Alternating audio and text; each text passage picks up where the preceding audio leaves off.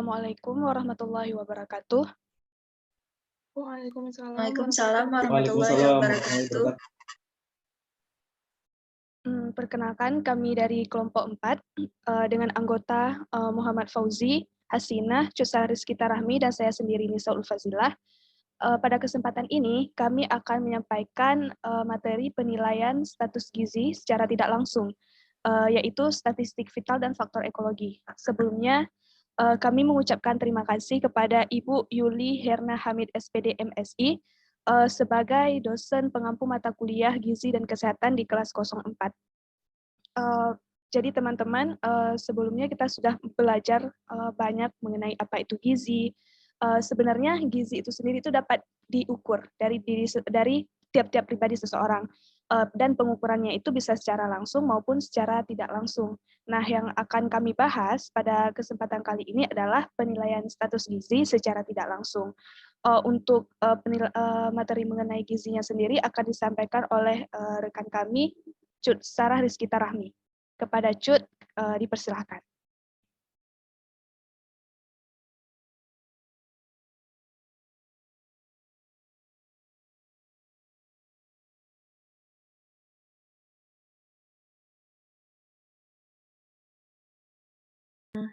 Baik, jadi saya akan menyampaikan tentang pendahuluan. Gizi atau nutrisi adalah suatu proses organisme menggunakan makanan yang dikonsumsi secara normal melalui proses digesti, absorpsi, dan juga transportasi, penyimpanan, metabolisme, ekskresi, zat-zat yang tidak digunakan untuk mempertahankan kehidupan, pertumbuhan, dan fungsi normal dari organ-organ tubuh, serta akhirnya dapat menghasilkan energi. Keadaan gizi tersebut merupakan akibat dari keseimbangan antara konsumsi dan penyerapan zat gizi, dan penggunaan zat-zat gizi tersebut atau keadaan fisiologis di mana adanya zat gizi yang terdapat dalam aktivitas selular tubuh. Keadaan gizi ini dikenal juga sebagai status gizi yang merupakan ekspresi dari keadaan keseimbangan dalam bentuk variabel tertentu atau perwujudan dari nutritur dalam bentuk variabel. Misal, karena kekurangan zat gizi maka akan memicu malnutrisi.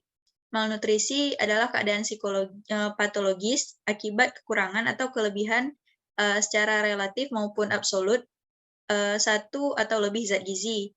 Malnutrisi itu ada 4 bentuk, yaitu undernutrition, specific deficiency, overnutrition, dan juga imbalance atau ketidakseimbangan zat gizi.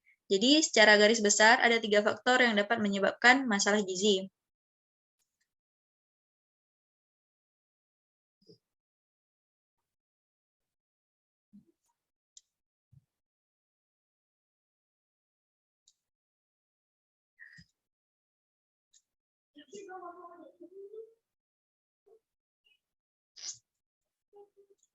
Mike, gimana nih? Udah. Jadi secara garis besar ada 3 faktor utama yang menyebabkan masalah gizi. Yang pertama ada faktor penjamu, kemudian faktor agens, dan juga faktor lingkungan. Faktor penjamu itu melingkupi faktor genetik, umur, jenis kelamin, kelompok etnis, keadaan fisiologis, keadaan imunologis, kebutuhan zat gizi, dan kebiasaan seseorang. Sedangkan faktor agen itu meliputi faktor gizi, kimia dari luar, kimia dari dalam, fisiologi, genetik, psikis, kekuatan fisik, dan juga biologis atau parasitnya. Sedangkan faktor lingkungan meliputi lingkungan fisik, biologis, sosial, ekonomi, dan budaya. Masalah gizi tersebut dapat dilihat dari ketidakseimbangan antara ketiga faktor tersebut. Mengkonsumsi makanan sesuai dengan pedoman gizi seimbang akan memenuhi kebutuhan gizi dalam tubuh. Pedoman gizi seimbang merupakan susunan makanan sehari-hari yang mengandung zat gizi dalam jenis dan jumlah yang sesuai dengan kebutuhan tubuh, dengan tetap memperhatikan prinsip-prinsip bermacam makanan, aktivitas fisik, kebersihan, berat badan ideal. Status gizi setiap individu itu ditentukan berdasarkan konsumsi gizi dan kemampuan tubuh untuk memproses zat-zat gizi tersebut. Status gizi normal menunjukkan kualitas dan kuantitas yang telah memenuhi kebutuhan tubuh sesuai dengan pedoman gizi seimbang. Baik, selanjutnya saya serahkan kembali kepada moderator. Baik, terima kasih atas penjelasannya, Cuk Sarah Rizky Tarahmi. Selanjutnya, materi mengenai pembahasan selanjutnya akan dipaparkan oleh Muhammad Fauzi. Kepada Muhammad Fauzi, dipersilakan.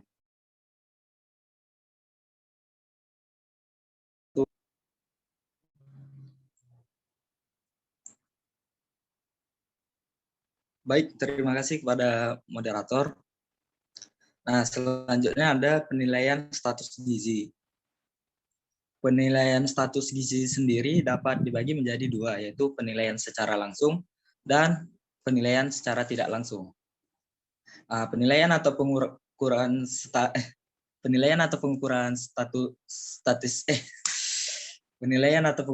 status gizi secara langsung dapat dilakukan dengan antropometri, klinis, biokimia, dan biofisik. Sedangkan secara tidak langsung dapat dilakukan dengan survei konsumsi makanan, statistik vital, dan faktor ekologi.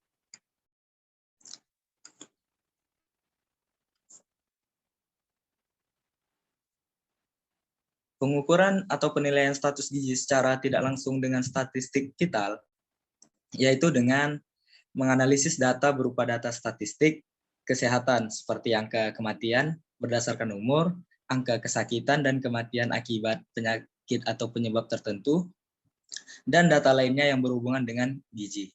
Hal ini disampaikan oleh Rahmah pada tahun 2010. Penggunaannya dipertimbangkan sebagai bagian dari indikator tidak langsung dengan pengukuran status gizi secara tidak langsung pada status gizi masyarakat.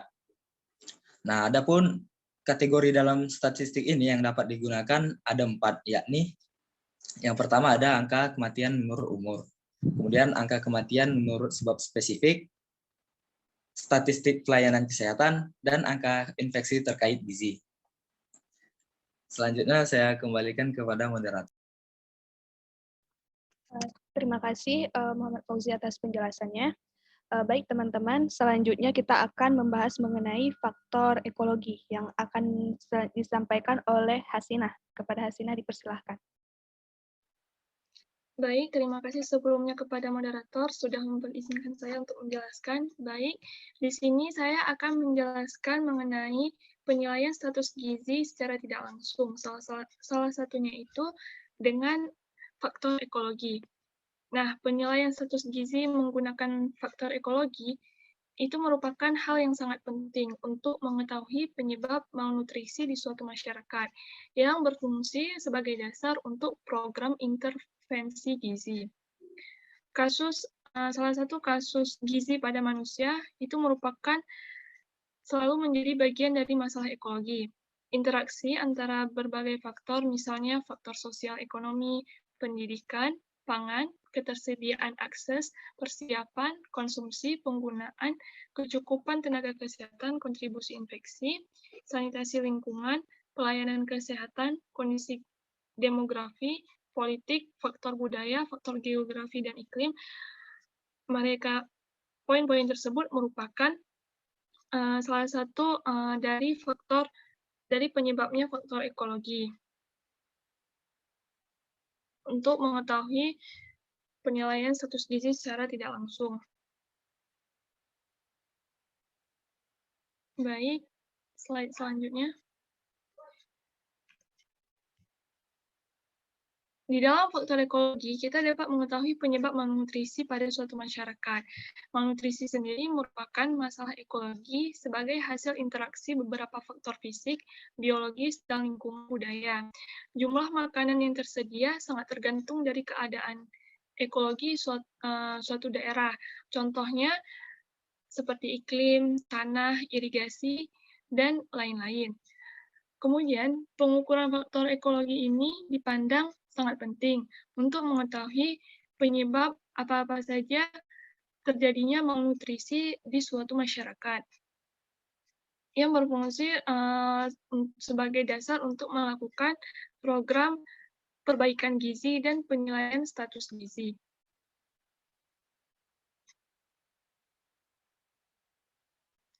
Baik, slide selanjutnya. Kemudian di sini kita dapat melihat 6 faktor ekologi umum yang perlu dipertimbangkan. Yang pertama ada keadaan infeksi, yang kedua sosial ekonomi, yang ketiga ada produksi pangan, yang keempat ada konsumsi pangan, yang kelima ada pengaruh budaya, dan yang terakhir ada pelayanan kesehatan dan pendidikan. Baik, saya kembalikan kepada moderator. Terima kasih Hasina atas penjelasannya. Selanjutnya mengenai faktor-faktor ekologi ini akan saya kupas sedikit lebih rinci. Mohon Jutsa slide selanjutnya. Oke, di sini ada 12 poin yang berkaitan dengan faktor ekologi, sehingga faktor ekologi ini menjadi suatu alat ukur sebagai suatu standar dalam mengukur gizi seseorang. Yang pertama itu adalah pekerjaan, baik itu pekerjaan primer maupun pekerjaan sekunder. Jadi kenapa pekerjaan ini sangat berpengaruh terhadap status gizi suatu masyarakat? Karena seperti yang kita ketahui, masyarakat yang mempunyai penghasilan rendah tentu makanan yang dikonsumsi sehari-hari itu jauh lebih kurang asupannya dibandingkan dengan masyarakat yang punya penghasilan yang lebih tinggi. Biasanya masyarakat itu punya pekerjaan, baik itu pekerjaan primer atau pekerjaan pokoknya, dan juga pekerjaan sekunder.